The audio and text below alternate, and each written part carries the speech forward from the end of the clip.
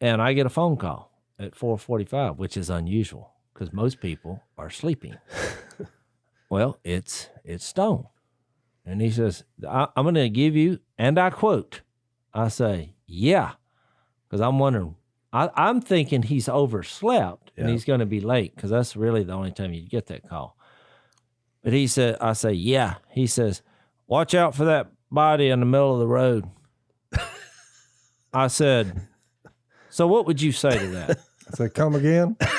Well, you would say come again. I said, and I said it frustratingly because I didn't know what that meant. Yeah. So I said, what kind of body? I said it like that. And he said, in this manner of speaking, human.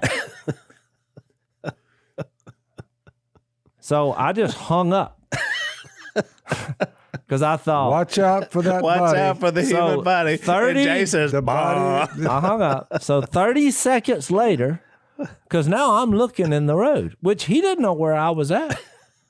And I didn't know where he was at. But now I'm almost here. Most people would have had that conversation. I know. I mean, I probably should have. But how do you explain in that stretch? Because up until this point, I haven't seen a body in the road. I would have remembered that. So I'm almost here. I mean, within a few miles. Yeah. So I start looking. 30 seconds, I see something in the road. Big. And I thought, well, that can't be a human body. That's too big. And it was in the middle of the road, as in I'm slowing down because I would have hit this, whatever this is. And this is not a standing body. No. And so as I slow down, I thought, there's a human laying in the road, across the road, head where the lines would be in the middle, feet on Probably the side. better said a human lying in the road. Lying in the road, my bad. So For our vocabulary lessons. Just, English major, I know. I'm caught up in the hysteria of what happened. So I ease around the body in the road because it was a human. And at that moment, I felt compassion. I thought this body was dead because it was face down in the asphalt with kind of arms outstretched. So I called Stone back.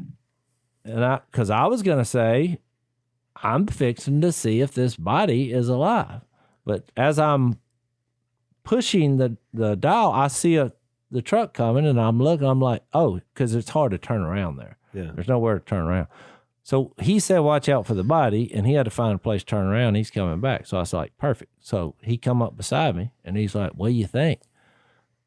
And I said, I don't know.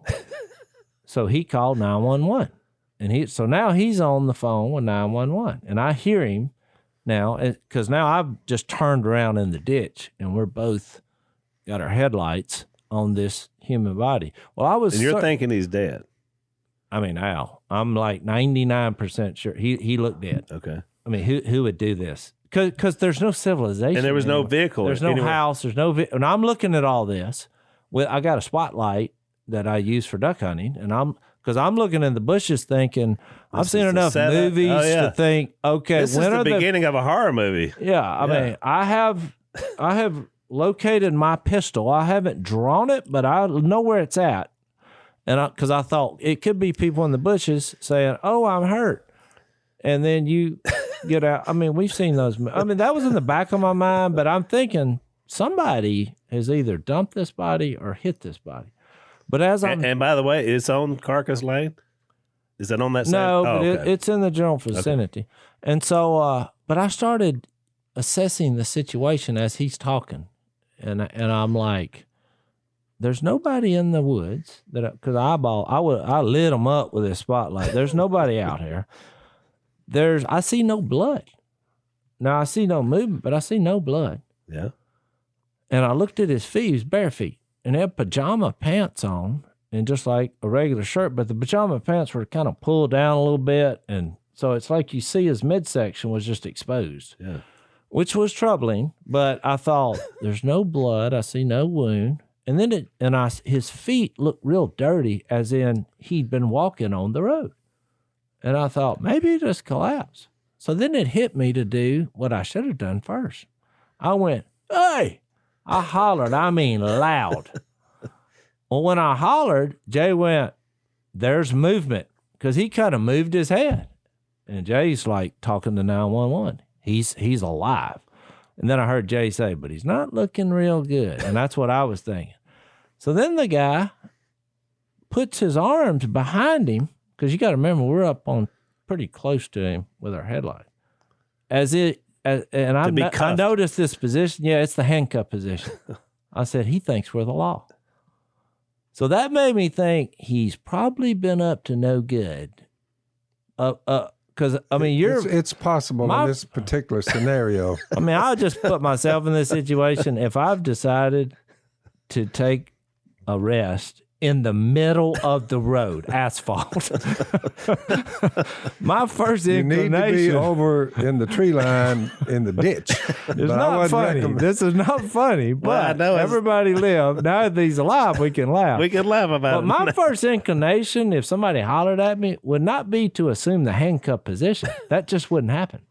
That gave you a little information on where this possibly could start. That's what I thought. So then I thought, okay, we have either drunkenness, drugs, or mental problems. One of those three things, I don't know what else we could have here. And so I said that, and Jay was relaying that to the 911. Yeah. Is there movement? Yeah. Is he coherent? No, he's not coherent. He tried to lift his head.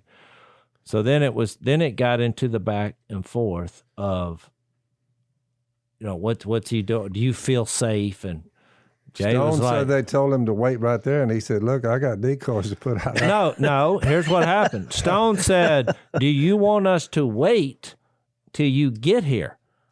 And they said, we don't care what you do. We're coming. So I think they thought, because you say that, Jay said, well, that seemed a little, impolite of me. And I was like, well, no, they're thinking, what? There's nobody out there except y'all. Y'all are going duck hunting and this fella. He could also turn violent. Then you'd have to do something. Well, I think that's what they were probably thinking. Right. Because I'm like, it was you don't want to have to do something to this person either. Yeah, which I was never. You never felt my threatened. first thing was not going to be pull out my pistol, Right. unless a bunch of people bum rushed the vehicle. Right. If he got up and went zombie apocalypse, I would just hook it in reverse. I can outrun a man in his condition in my truck. And so they said, we're on the way. Long story short, ambulance comes. He never looked like, oh, I fell asleep in the middle of the road. So he had a bad night. But I was telling Stone, I was like, no, the reason you tell this story is if you have a drinking problem or a drug problem, you don't want to end up in asphalt sleeping where there's just all these critters that most of the time when they see a body laying in the road, they're like, here we go. Because I was thinking more like that. Especially in this area, yeah. I mean, we got a bobcats over there in the ditch saying, what do you think? I mean, so, that's where it leads. But I thought to myself, this could be the bottom. Sure, we could have just kept going, but I'm like, here, this human being here. Yeah. We got to stop our life, and maybe this will be, a point where they can get their act together. Some sort of because it seemed kind of I'm just guessing, but if you're laying out in the middle, literally the middle of nowhere, in the middle of the road, and there's people driving by, there's some changes that need to be made. It's a dangerous spot. Yeah. To lie down. Yeah, exactly.